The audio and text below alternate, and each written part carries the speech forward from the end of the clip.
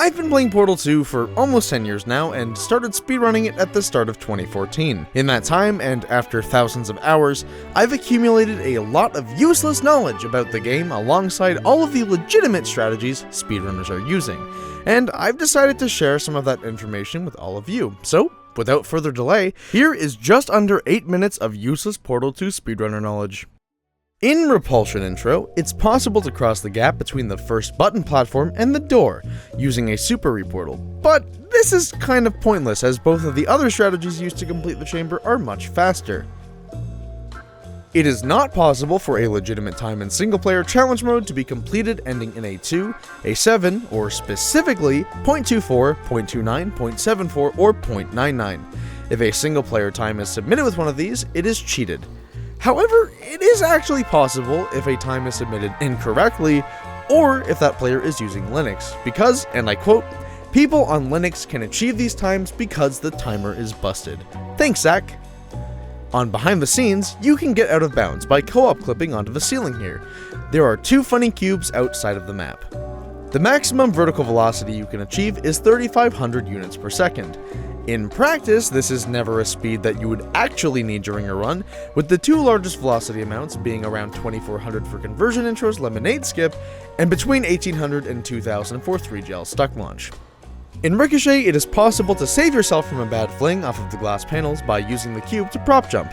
However, this is exceptionally difficult and is a secondary strategy to simply stopping yourself by releasing the cube behind you, and grabbing it right after you let go of it.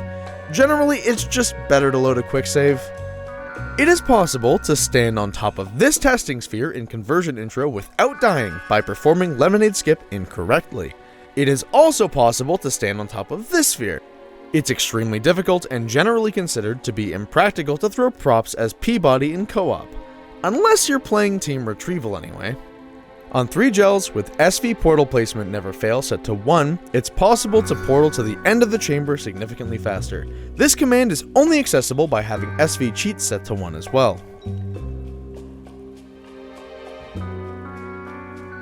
On Crazy Box, by using an Infinifling, it's possible to get on top of the ceiling in the final room of the testing sphere. It is possible to trigger GLaDOS's Eagle Blimp dialogue in Ceiling Catapult early by doing a triple dialogue skip. Look at you, sailing through the air majestically, like an eagle, piloting a blimp. Runners usually do a double dialogue skip to save around 30 seconds, but if you hit the trigger one too many times, you have now gained infinite time, assuming you don't load a save or restart the level. Having Among Us open in the background while playing Portal 2 does not affect how the game plays or provide an advantage. By grabbing the Franken turret in Finale 1, it is possible to take it with you through the chamber, or you can let go of it at the right time after launching on the trick catapult to fall down into a normally inaccessible area.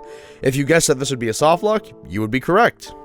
By doing the crouch fly glitch in Laser Catapult, which is used in full game runs to break the following chamber, and avoiding the pipe that allows you to descend to the end platform, you can go through this hole in the ceiling that lacks collision. And now you are soft locked. Congratulations! If you crouch in just the wrong way in an elevator, it is possible that it will attempt to push you out while closing, resulting in you getting stuck in the elevator, and soft locking you.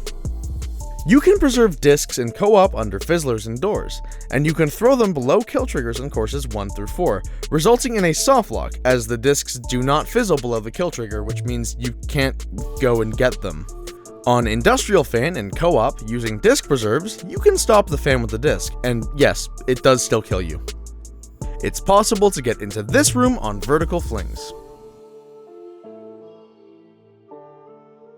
In Cube Momentum, it's possible to play basketball with the cube by shooting your portal below the dropper it comes out of, and timing your button press perfectly on the stopper panel, causing the cube to fling upwards and land in such a way that it rolls right onto the button, acting as the hoop. What was that? On Finale 3, you can shoot your portal behind the door frame at the beginning of the level.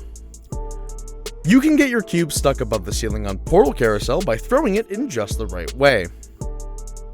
On Finale 1, if you're bad at bunny hopping, don't worry. You can swim to the center triple catapult platform in the goo, as there's no hitbox for it aside from the catapult trigger. However, by doing this, you are guaranteed to be too slow for the Franken footlong trick to work, and you have just wasted time by swimming in toxic goo. about equal to the Champion 3 experience in Rocket League. As of January 23rd, 2022, the 69th fastest time on the 69th chamber of the game in challenge mode, if we ignore the levels of the first hub load and assume that this is in the context of a full single player and full cooperative speedrun, is technically Jesus Catface, which was set 7 years ago as of recording at 13.75 seconds. It is possible to clip through the wall on repulsion jumps using co-op boosting. On Turret Factory, you can use the cutscene skip route to reach this platform, which is not helpful, and then this platform, which is not exist. This sphere on Cave Johnson has no collision whatsoever. In any single player map with a cube dropper, you're able to dupe cubes by using two different methods.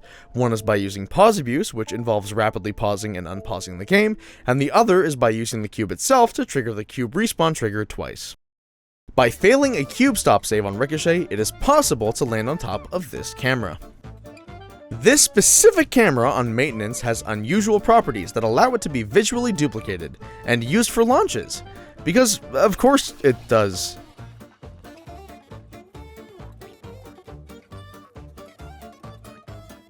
On Vault Entrance, it is possible to get shot by the turret when you grab it, sending you back towards the beginning of the level. The best player as of recording with a 3-letter username is Rex at rank 3. Occasionally, it is possible to pick up glass in Crazy Box with your portal gun instead of the cube. This glass does not activate the button. It is possible to do a ground reportal to reach the ending of Laser Intro, but it is slower and more difficult than the other two primary routes used to reach the end of the chamber by speedrunners currently.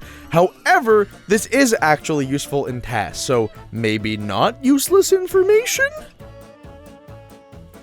By holding a cube in just the right way over the edge of a button, the game gets a bit confused and continuously activates and deactivates the button. There is an alternative version of this that is useful for these portals on Smooth Jazz though. It's possible to get onto this tube and laser catapult by using the Fling's momentum preservation through portals when portal funneling is disabled. You can also use it to grab this Franken turret. You can spawn a cube on cube momentum using SV-Cheats 1 and the give command. This saves around a second and is banned in all regular run categories.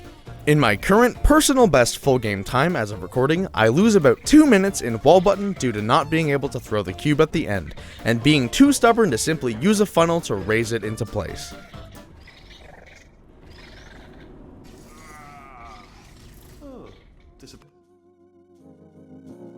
Whew, and there you have it.